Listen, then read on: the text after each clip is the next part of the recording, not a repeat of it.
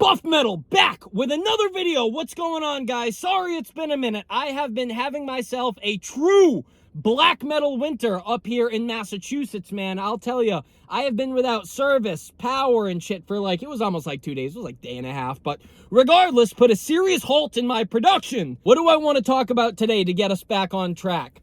I think there is one ingredient that's missing from metal, and again, we talk metal here, yes, but more importantly, we're talking life, okay? And it's kind of a big one, right? So if you incorporate this one element into everything you do, whether it's your metal, whether it's lifting weights, whether it's whatever it is, I promise you, you will approach everything you do in life differently. You need a fat dose of existential dread, all right?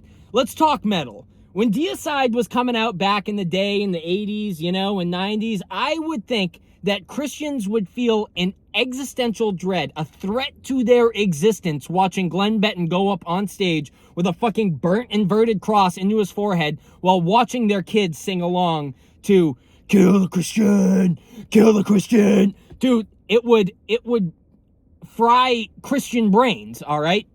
So, nowadays, we don't really live in those times, right? The Satanism thing, the satanic panic is over. Nobody really is buying into that shit, and probably for good reason, because honestly, here's a fat dose of truth. If you really do buy into the, oh, God and all these, Jesus and all these people they suck. I'm with Satan. I'm with the devil. You are still buying into the dichotomy of religion, all right? You're still in some way buying into the idea that things are run by angels and devils, which is just, I don't even have time for that. That's just retarded, all right?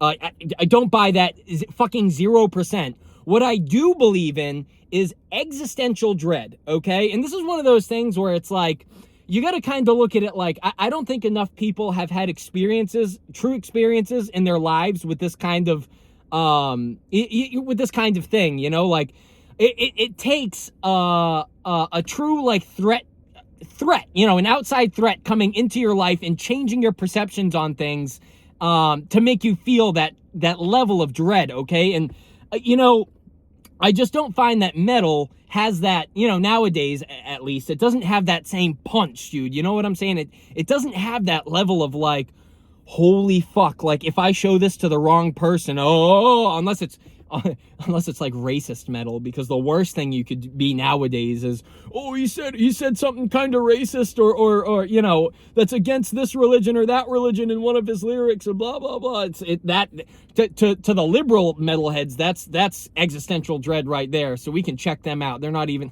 need to be in this part of the conversation, man. We can freak those guys out all day long. But for the rest of us who are a little desensitized, right?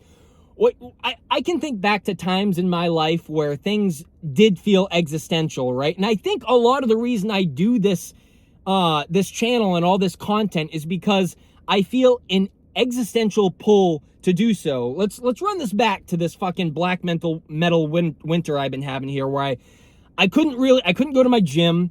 I couldn't really make videos because I had no power, no service, no nothing. Couldn't make metal, couldn't plug in the guitar, all this shit, man. And it's funny because it might seem ridiculous. Maybe it was a day and a half or 2 days, but when I don't do those things, I feel myself unraveling, right? And why is that? It's because again, this is just what works for me. In order to do those things and to do them religiously, I need to convince myself that it's a life or death thing. I need to do it. You need to have it. It's a message that you need to have. I would love to see metal musicians nowadays feeling like they needed to give you something instead of just having a fucking ego trip on the mic. One of the wimpiest, weakest things I see in all of metal nowadays that drives me fucking crazy is sad boys with microphones grabbing the mic and trying to be like, all right, guys, I want you to be on my vibe right now. I'm just going to scream a little bit and yeah, here we go. It's going to sound just like every... That is what 99% of metal sounds like to me. It's, I'm sad. I don't care. Dude, I don't care if you're loud and you have a distorted guitar, man. Where's the dread? Where is the fire? Why are you trying to give your audience anything? All right. Again, one of my favorites, Anal Cunt. When I listen to Anal Cunt, dude, and I'm playing. I've been listening to fucking A so much, man. That album is a fucking 10. It's an absolute 10. I could listen to that over and over, right?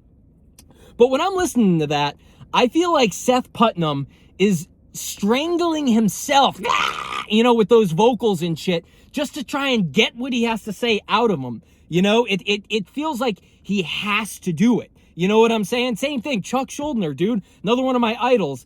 Yeah, talk all the shit you want about this. I literally don't fucking care, but I love every single Death album, especially Human Forward, because that's when I felt like Chuck started really saying something, and like, it seemed like he fucking had to, and what happened? He started making enemies with people. People started not fucking with Chuck, It might have been a little before what I'm talking about, but you had like the Fuck Chuck tour in the UK and everything when he wasn't in the band, but dude, like, you'll find that with all the real genius people, all the people who are really like trying to push what they do forward, it's not because they're angsty and they're and gothic and morbid and they're trying to find their way to express themselves so that, again, to me, that is fucking ego tripping. You're a fucking nerd. All right? Like Chuck, Seth Putnam, Glenn Benton, all these guys, what they were doing was coming out and being like, this is my assault. This is my fucking barrage, and you're going to take it, and you can either fucking be on board or get the fuck out of here. It felt fucking badass, dude. It didn't feel like I was helping someone cope with life or something like that. You know what I'm saying? And there's way too much of that fucking nonsense nowadays where it seems like, dude, these people are just ego tripping. Instead of trying to give you the power, like I'm always trying to do on this fucking channel, these people just want to take it from you. Oh, can I get $20 for a t-shirt? Get the fuck out of here, dude. Give me something that gives me the power, and that's what everyone is looking for. They just want to be fucking gassed up. And it makes me want to step up my own fucking shit with my own music. You know what I'm saying? I want to gas you up, dude. That's all I want to do. Again, I want to make these videos to give you something to listen to and to make you feel the power. All right? So now, again, let's recap what we've been talking about, right? Existentialism. And by the way, I can't take all the credit for coming up with this video. Someone had commented this in one of my last ones. And thank you, because I think they said something like metal must be rooted in some kind of existentialism.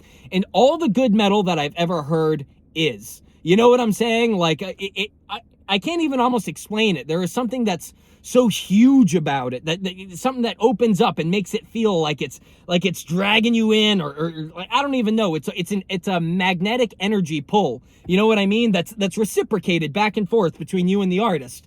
But if you don't have that sense of like, it's a do or die thing, you know what I'm saying? Like, I don't think your shit's gonna fly, man. Like, same deal with me doing this fucking channel, man.